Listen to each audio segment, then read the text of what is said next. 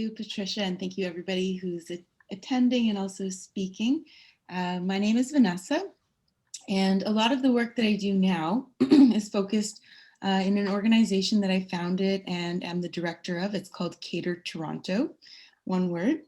And I thought that I would just be a little bit casual in telling you a little bit about the story of how it came to be, COVID and post-COVID.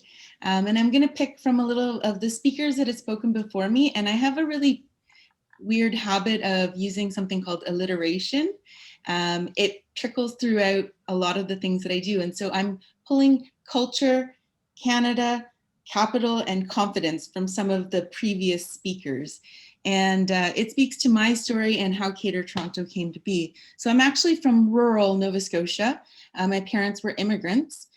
They met in two adjacent towns in rural Nova Scotia, fell in love, and so came to be. And so is the story with a lot of Chinese immigrants around the world. They start restaurants. And my family, my dad is the he's the sole owner and operator of Canada's oldest restaurant. It doesn't hit the news a lot, but there's a lot of like cultural family reasons why that I won't go into. But having said that, culturally, food was very much frowned upon as a career. I liked science and that was cool, but I spent every waking hour and when I was supposed to be in bed designing menus, learning. And instead of YouTube, I didn't have YouTube back then, but I would have been watching YouTube videos. That's what I would have been doing. However, I kept going on and, listening and continuing along. I actually have two masters. One is in health promotion, public health, at U of T and at Harvard. The second is at University of Chicago for anthropology. I studied race, policy, and authenticity in food. For those of you who are joining and can't see my air quotes, authenticity is a tough word with me. Anyhow, moving fast forward, while I was working professionally, going to school, I always had a second or third job in hospitality because I loved it. And I actually love kitchen work, although I can do both and all of the above. So I've done everything from refugee mental health care to market research, the range. And so caterToronto came to be as a side project. It was supposed to be 5 hours a week and it took over my life. And I went to various neighborhoods in Toronto and I had already been working in a lot of these neighborhoods, volunteering, discussing issues facing racialized women. And I asked them, well, you folks want to start food businesses. You already know how to cook. What are the barriers that you're facing? And a lot of them have to do with capital and culture and confidence and really making those connections. And so what we ended up doing was creating a network to address some of these challenges, starting from those strengths that they knew what they wanted to cook, knew how to cook, but we need to get past, a lot of women do cook, it's unpaid labor in the private sphere. And so trying to figure out how to break into that market. So we connected access to commercial kitchens. So in Canada, you have to use a commercial kitchen anytime there's an exchange of money. The second thing that we did was provide training in terms of business and folks who were looking to become employed, because not everybody wants to be a business owner, nor should you need to. And we also created market opportunities. So catering, generally, people think of as weddings, but actually weddings and conferences, but we also help people get their packages of jams or, Zimbabwean meat pies into grocery delivery. A lot of our caterers ended up setting up restaurants. Some of them are now instructors at college. So we created different paths and ladders for folks with an interest in food to be able to really succeed and create a diverse and dignified and delicious food system in Toronto. You see that dorky DDD thing?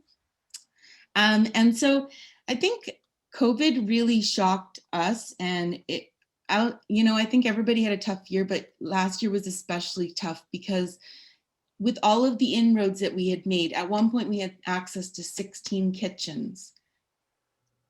The majority of them closed access to us. And these, like, we paid for them. They were not like, we don't do charity like handouts. We paid for rentals. We did all of those things. Our customers were gone too, because we normally would serve minimum 50 guests. Like, we could go up to, we've done 5,000.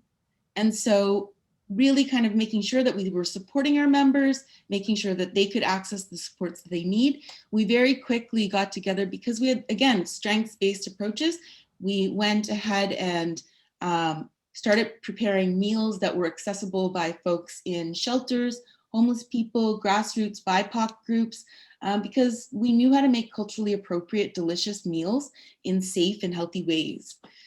So looking forward, when it comes to post-COVID, as we move forward, as others have said, you know, I resent the idea of going back to normal, you know, because the access to the capital, the acknowledgement of those strengths in our communities, we do need education, but we also have so much knowledge and strength within our existing networks of women that we need to look at policy, making policy that really addresses inequities among newcomers, racialized folks, and low-income folks to access the work that they want to and can make into dignified, diverse, and delicious food.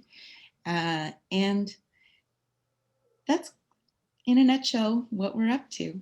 It's interesting because all of the speakers from different places, we have caterers from all these places, and they make some of the best food. I'm really hoping for post-COVID to have it much more accessible. Many of you know, when you're doing working with precarious populations, you really need to consider a lot more than the regular just business considerations. I do work with folks whose husbands and partners won't let them work in public.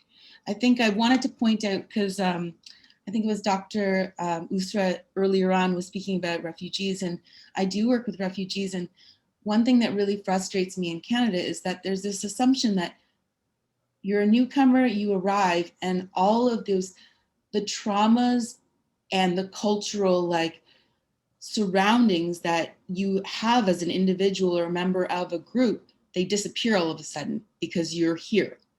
That doesn't happen. And so on top of the business supports, it's really like pushing up against, pushing for policymakers to make decisions that really enable racialized women of all walks of life really be able to amplify their strengths.